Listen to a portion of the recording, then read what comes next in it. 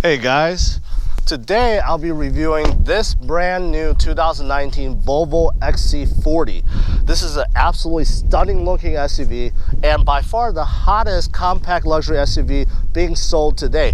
Everyone's talking about it. The dealership that let me borrow this car, Volvo Lyle, said this is sold out for the next 2 months. And there's a reason why this is so popular right now. And today I'll be reviewing this, tell you the good, the bad, and the ugly so you could decide if this is right for you. I want to give a big thanks to Volvo Lyle. For more information, click on the URL in the description below. So let's start out with the front, which looks stunning. This has a super aggressive look. Everything flows really well with a huge grille in the middle. You can actually see a little camera hidden in the Volvo badge right here. You do have the parking sensors, which is pretty standard these days. And look at these headlights. This is now the signature Volvo look where there's a daytime running light that kind of forms into a Y shape. And this is across all their cars now. This is just a great looking front end.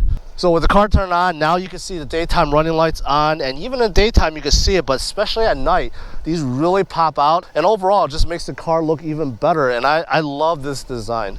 Now here's a good look at the side view of this XC40, which I think looks great. It carries over the design from the front. It has a high belt line, it has a couple of lines, you know, that kind of just matches with the overall car, and it makes it look more masculine, more aggressive, and overall modern looking. If you combine all that, this is a metallic paint, which looks great. You combine all that with these nice looking 20-inch wheels. Overall, this is a stunning looking SUV, even on the side. Now, this model, you can't tell so much, but there are contrasting XC40s. The roof is, say, black, and down here is white. And that's where you kind of get that contrasting, which looks really, really good. But even without it, like this, still looks really great. Here's a good look at the backside. You could tell right away it is extremely wide, it is low, the roof line is actually slanting down, and when you combine that, it just looks sporty. And plus the rear window is kind of at a slant, it's kind of narrow, and of course you have the traditional tail lamps from Volvo, which kind of makes that L shape. Outside of that, down here you do have a rear camera. This bottom part of the bumper is black plastic, which I would prefer if it was matching the body paint. And then moving on down here, they painted this aluminum color, which actually looks pretty good when you combine it with the whole package. Now here's a good look at the trunk. It's not going to be the biggest because this is a compact SUV. However, it's plenty big for groceries, luggage, whatever you want to throw back here. And Volvo decided to do a couple cool things. First, there is more storage here. However, you wanted some separation, you could do that. And that is cool. This is very sturdy. So you can have groceries here, and there's even hooks that you can hook your grocery bags to. That is really cool. Of course, you don't have to do it like that. And this privacy cover can be taken off and can be hid under there if you wanted to. Now, this privacy cover is simply hanging over here, and it's a little bit inconvenient because you have to unhook it, and if you want to take it off, you can store it in there. By default, it is just hanging, and I don't know, it just seems like it kind of gets in the way. I would almost prefer if this was just not here at all. There is a 12V outlet right here. You also have a couple buttons. One is to fold the seats back, and one is to fold the headrest back. But there is also a hole in case you want to fit snow skis or anything large that does open up. All right, so over here, this is pretty standard. This is a power liftgate. You can simply close it or open it. However, they have an extra button here, which if you want to close it and lock it, they have a separate button for that. So that is pretty different. Now, one of the biggest surprises to this XC40 is how much room is in the second row. Honestly, this is a big shock. This is where I would normally sit in the front. And look at this, I'm 5'10", plenty of leg room, plenty of headroom, and shoulder room is great. And the seats are comfortable. The only negative, I would say, the only thing that I would nitpick on is the seat backs are kind of forward.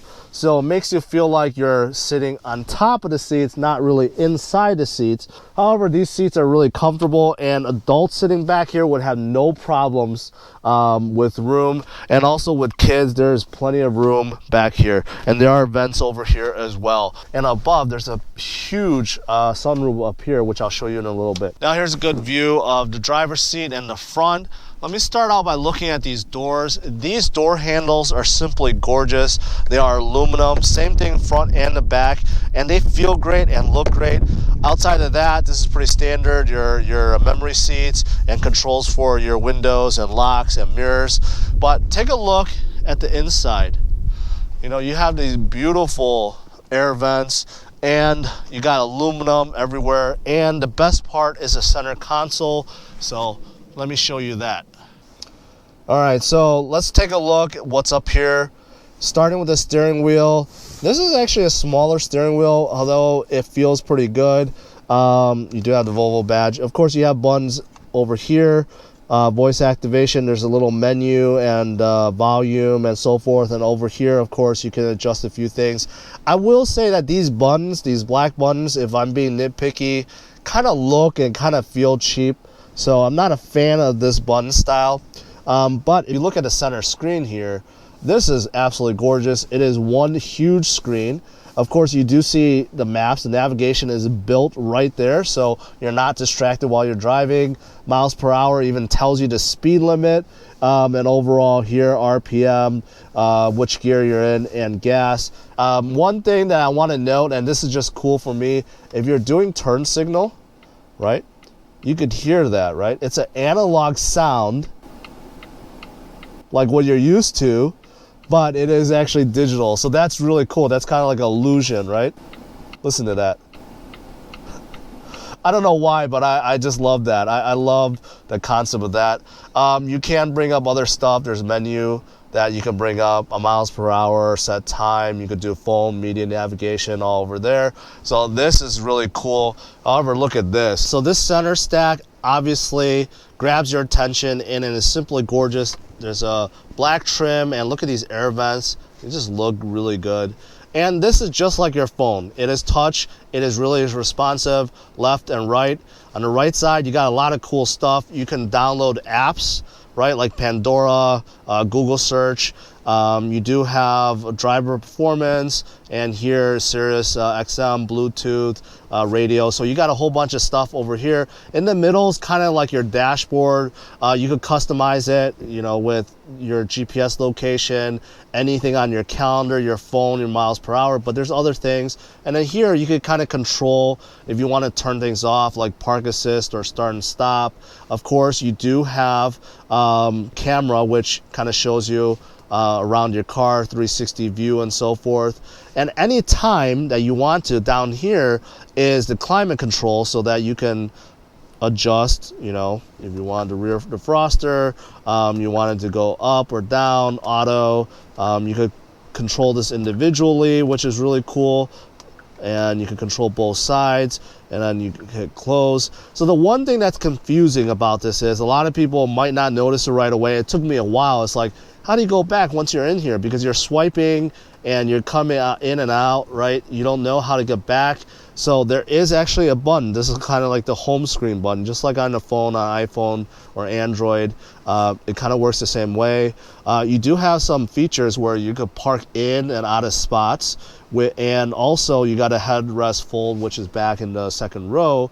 And there's also a button in the back in the trunk if you wanted to. But overall, this is just a really good looking screen, and kind of like Android and iPhones, if you want to change your profile so that you could have up to 4 drivers and a guest, and also configure anything, settings, all through here. So this is exactly like what you're used to in the phone, right? So I think this is actually pretty cool.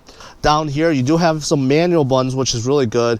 You could change the drive mode over here, right? So if you want comfort, individual, which you can change, dynamic, eco, and off-road. And also you do have volume knob, which is really good. You know, a lot of cars don't have volume knob. People hate it. This one does. Forward, backwards, and you can control the defroster and also the hazard light. And in this XC40, there is wireless charging, a big cubby hole right here. You do have the cigarette plug and cigarette outlet, and also USB ports. And here, a couple big cup holders, right? Now, a lot of you guys that watch my Honda videos, I've always complained about manufacturers trying to redesign the gear selector, and Volvo kind of did it halfway. It looks kind of traditional, however, it still works a little bit differently. So if you want to go in reverse, you want to actually push forward, and you can see here, if you go in reverse, you got to push forward. If you push down on here, you'll go into neutral, and if you want to go drive, go one more time, and then you could go into manual if you wanted to, right? So that's how it works. If you want to go park, you can't keep going up. Unlike a traditional gear selector, you just go up, right? There's no park. So to park, you have to press this button, and then that's how you get back into park. So this is still a little bit different. It takes time to get used to, and plus, the electronic brake is over here, which you press down to unbrake, and you press up to brake. If you're on a hill, this automatically engages, and for some people, they don't know what's going on. They're like, hey, you know, why am I not moving? It's because this engages on a hill. All right, so moving on back here, Volvo did some cool stuff over here. So first of all, if you open this is pretty standard, right? You see a big cubby hole, but this is the garbage, and you can actually take this out. So if you want to just empty it out, you know, there's a little net here that you can put stuff. So there's little things in here that's just really cool that other people don't do. And when you're done emptying out, put it back in, and that's it. If you do put it in reverse, the mirror does fold down on that side, right? That's pretty standard actually in a lot of cars. And of course, you have the rear camera that comes on right away. Now up here is pretty standard. You got a compass over here, SOS button, and this controls a huge sunroof that pretty much spans all the way to the back of the car, which is pretty cool. And then you can open it up like that for some wind if you wanted to. And overall, if you look at the design in here, this is nice aluminum design, and these grills look fantastic. You can see the speakers built into the door panel, and those aluminum door handles are simply gorgeous. So if you look up here, it is not the widest SUV. Of course, this is a compact SUV, but you got plenty of room. I fit here just fine. I'm snug in the seats, and I'm very comfortable. Let's go for a drive. This is the T4 model, which is a front wheel drive, and the 2-liter turbo pushes out about 190 horsepower. That is a little bit less than the T5, which is all-wheel drive, and that one pushes out about 250 horsepower. So let's see how this performs and how this drives on the road. So when you disengage the parking brake, you actually feel the pedal move up a little bit. So that is something that you have to get used to. Now I'm glad the auto start stop can be disabled, and it stays. It remembers that, because a lot of cars, every time you get in the car, you have to disable again. In this car, it will remember it so that you don't have to keep turning it on and off every time you get in. All right, so I'm cruising at low speeds right now, and of course the car is actually very, very quiet. But because of the 20-inch wheels, I definitely feel it. I can feel the bumps, and I can also, surprisingly, there's more road noise than I expected. Because of these tires, I do hear a lot from the road, but the cabin is very quiet in terms of the wind noise. I don't hear anything outside of there. The engine is a bit louder than I expected as well. I don't want to over exaggerate. I don't want to scare you guys. It's definitely not bad. It is very quiet in here. No problems with holding a conversation or listening to a radio. Now, honestly, I actually really enjoy this drive, and it's because the size of this SUV. I've been driving big cars for most of my life. I'm talking about like the Ridgeline I have, and the Odyssey's minivans, and also large SUVs. I've driven it all. I've been through a lot of cars. However, because of the size, I feel very nimble. Like around these corners, I feel very confident. that, you know, I'm not gonna hit into something or a branch might hit it because it's too wide. I don't get that feel. So it's actually a very, very enjoyable ride, and I'm really surprised that I'm enjoying it this much. Now, I just turned on the start stop on purpose because I want to see how it is. Okay, I'm at a complete stop. Yeah, there's a slight lag when the engine turns back on, but actually that's not bad because the ones that I've recently reviewed, especially the Hondas, actually you could feel that lag a lot more. In this Volvo, yeah, you almost can't tell when the engine turns on. So the start stop in this car is really nice. Now in terms of the brakes, they come on very strong. So it's kind of linear, and then it hits a point where the car just completely stops. So you kind of got to get used to that. All right, so now I'm getting out of this park. So let's see how she does when I open her up a little bit and take her out on the roads.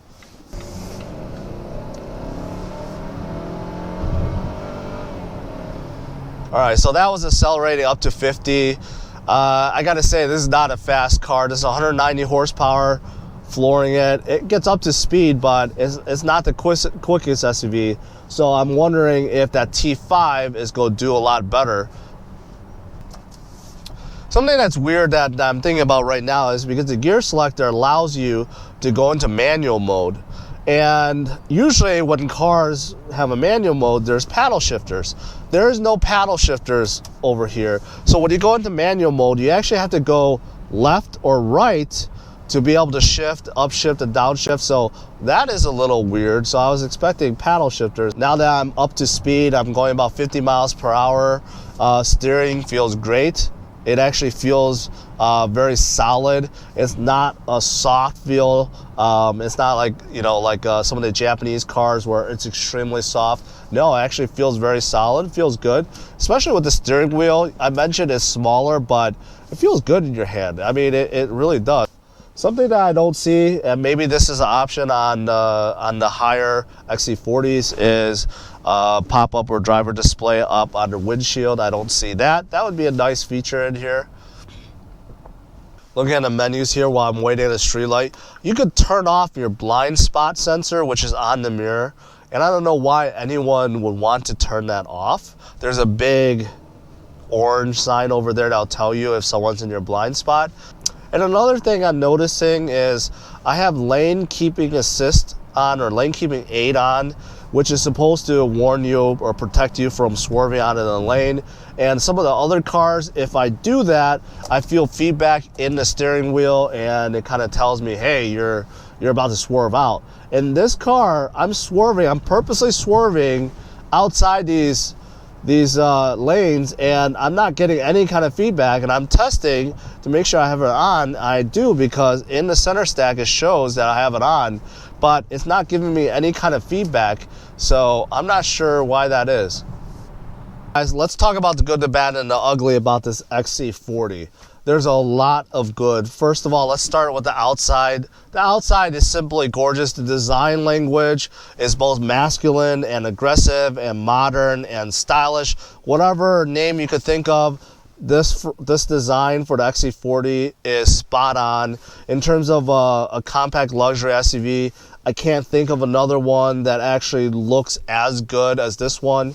When you combine that with these 20-inch wheels that are optional, but they make the car look really stunning from the outside, from all angles, not just from the front, the side, and the rear. Now, other good things, moving on to the inside, the rear is surprisingly big, okay? For a compact SUV, you would figure the rear is gonna be cramped. It's certainly not. The rear is actually really big, plenty of room for adults and kids. The trunk is big enough, right? It's not gonna be as big as a minivan or a large 3-row SUV. However, you could throw luggage in there, you could throw groceries, and there's cool, innovative stuff they did back there with a divider. Now, up front, of course, what can I say? There's a lot of good stuff.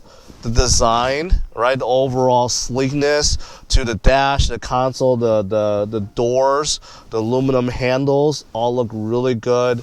You're talking about the screen, this middle center stack screen, very intuitive. I really like it because those of us that use any kind of smartphone these days, right? We're used to swiping in and out, having a home button, and you know, all those stuff, notifications, a dashboard, everything is designed right here. And the gauge cluster is a big screen. Make sure that you're not distracted. You have a navigation screen, everything is there. So while you're driving, you could just simply look down and see where you're going. So let's talk about the bad. I think some of the options like heads-up display, that's not available. I think also like these buttons on here on the steering wheel, they look and feel kind of cheap. The engine is lacking. This T4 model front wheel drive, I thought 190 horsepower from a turbo engine would be a little bit better in terms of accelerating or performance wise. That is not the case in terms of this. Accelerating is actually kind of slow. So I think the upgrade to T5 is definitely worth it for that performance gain. Also, the engine noise is actually at low speeds. You can definitely hear it. You can hear it rev up a lot. So the engine noise is a little bit louder than what I expected. Same thing with the tire noise, but that's kind of to be expected because of 20-inch wheels. So they are a bit louder and harsher. You're getting that trade-off for the looks, right?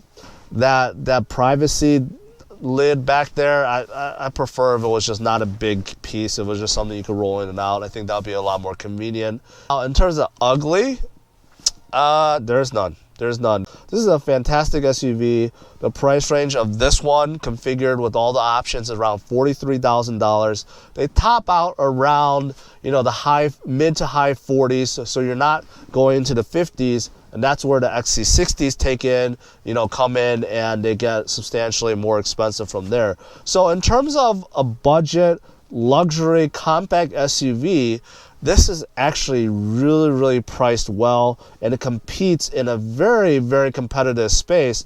Those of you guys that are in the market, definitely take a look at this. I think you will be pleasantly surprised.